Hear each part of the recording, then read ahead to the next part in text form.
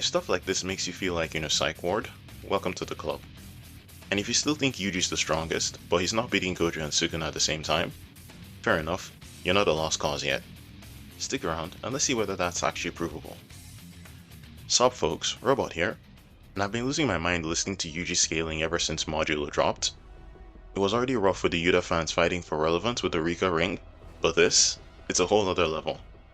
Also, for anyone wondering what I'm drawing, it's a splash page of all the 4 calamities going at it. Base sketch is already done, so now it's time for everyone's favorite part, line art and coloring. To keep this organized, we're splitting the arguments into 3 sections: narrative arguments, comparison arguments, and actual power scaling. Let's start with the worst argued category by far. Yuji's the strongest because the narrative says so. Now, I'm not a literary analyst or whatever they're called, but I can read and have read the series, and a lot of this supposed narrative evidence for Yuji being the strongest by a landslide is just absent in Modulo. It's nothing!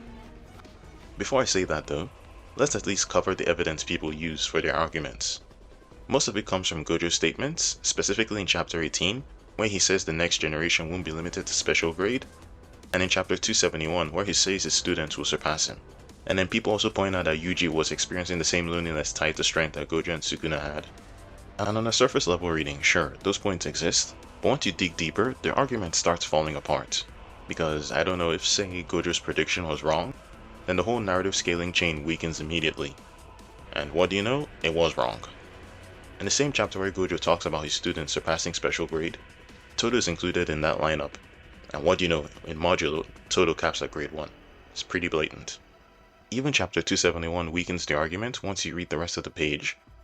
Gojo specifically says he wants his students to become strong in ways different from him. I believe the point isn't necessarily they'll all surpass me in terms of being stronger combatants, but rather he doesn't want them to be trapped in the same isolation he experienced. If you want a deeper breakdown of these statements, check out this Bubbles video. He goes more in depth into the Gojo quotes and why they aren't the end-all be-all for like everyone surpassing Gojo in terms of strength. Now let's address the loneliness angle, because this one at least has an actual thematic through line. Gojo's strength isolated him, Sukuna's did too. They stood above everyone else, and that separation became part of their identity. And yes, in Modulo, Yuji experiences loneliness as well, so it's reasonable to ask if he became similarly unmatched. The issue is that the story outright tells us a major reason for Yuji's isolation. His elongated lifespan due to his curse room physiology. He withdraws because he doesn't want to watch his classmates die of old age. So while his strength may have contributed to his loneliness, it's not the sole reason like it was for Gojo or Sukuna. And for the Gege doesn't need to spell it out crowd, Gege is actually very blunt when portraying overwhelming strength. JJK is packed with narrative statements hyping Gojo and Sukuna as untouchable monsters.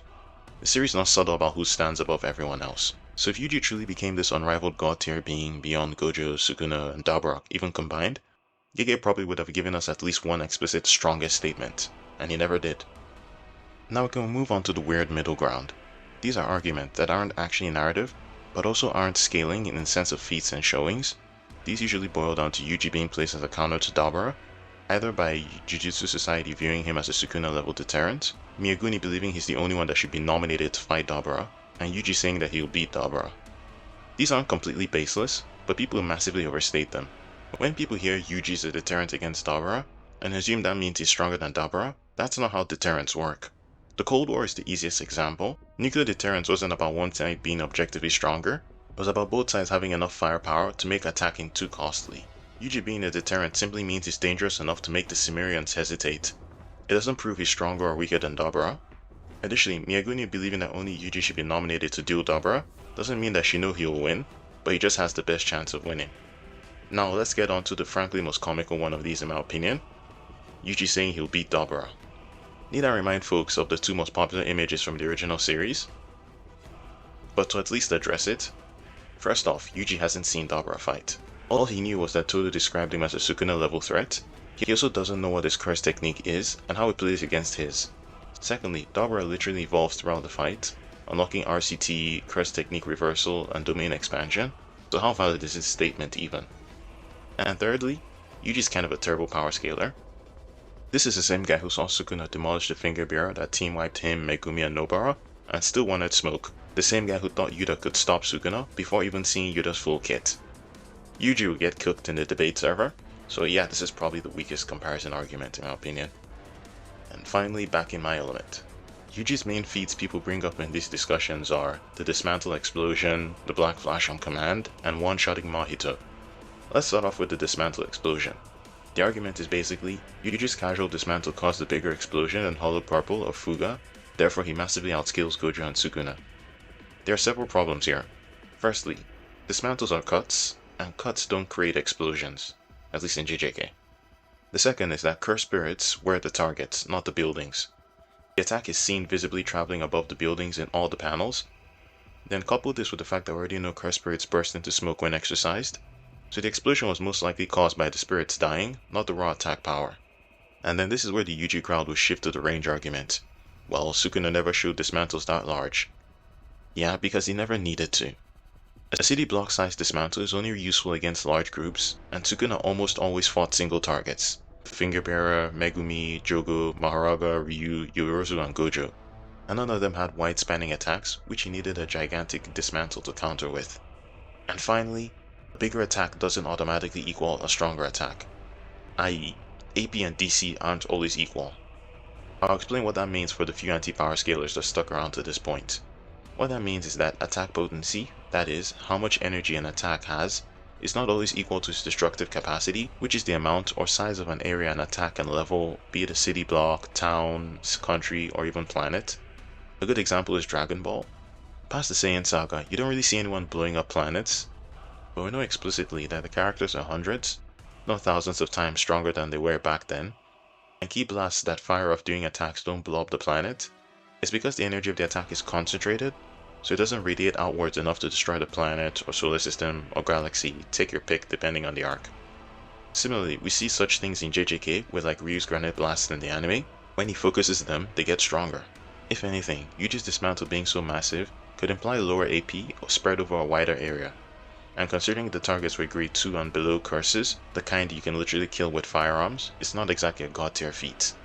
And the final nail in the coffin is that Surika literally replicates similar destruction while fighting Maru, who literally scales well below Dabura and the other calamities. Is it a cool visual? Yes. Definitive scaling proof? I don't know. Now for the Black Flash argument.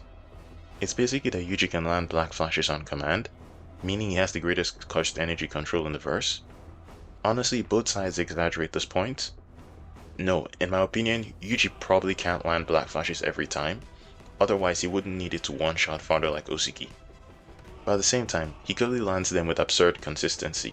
At this point, it's basically like Hakari landing jackpots in all his fights.